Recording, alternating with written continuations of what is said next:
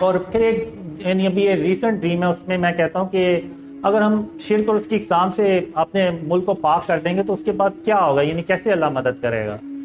تو پھر اللہ دکھاتا ہے، بتاتا ہے کہ جو اللہ ہے نا، وہ پاکستان کا جو آدھا میپ ہے نا،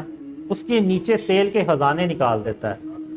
اتنے خزانے ہوتے ہیں، تو پھر میں کہتا ہوں کہ یہ تو اگر ہم پوری دنیا میں بھی تقسیم کر دیں تو شاید تب بھی نہ ختم ہو، اتنے زیادہ ہے۔ اور ابھی وہ صرف تیل کا ذخیرہ ہوتا ہے، اس میں جو باقی ذخائر ہیں وہ یعنی زمین سے، یعنی وہ جو ہم فصلیں اگاتے ہیں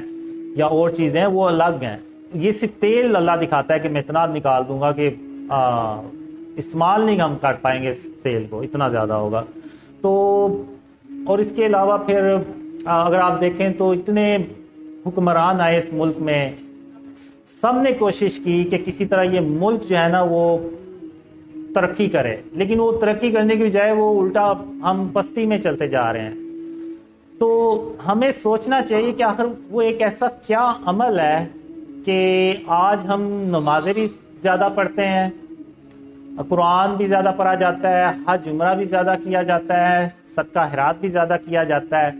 سارا کچھ پہلے سے زیادہ ہے، لیکن آخر کیا وجہ کہ ہم پھر بھی پستی میں چلے جا رہے ہیں؟ تو اس کی ایک ہی وجہ ہے کہ آج ہم نے اس گناہ کو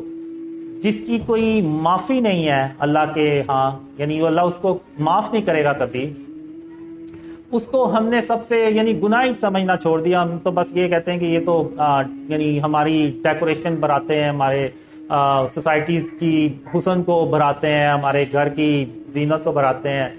تو یعنی ہم نے اس کو گناہ ہی سمجھنا چھوڑ دیا ہے۔ تو اور وہ گناہ وہ ہے جس کا اللہ کبھی ہمیں یعنی اس کو معاف ہی نہیں کرے گا۔ تو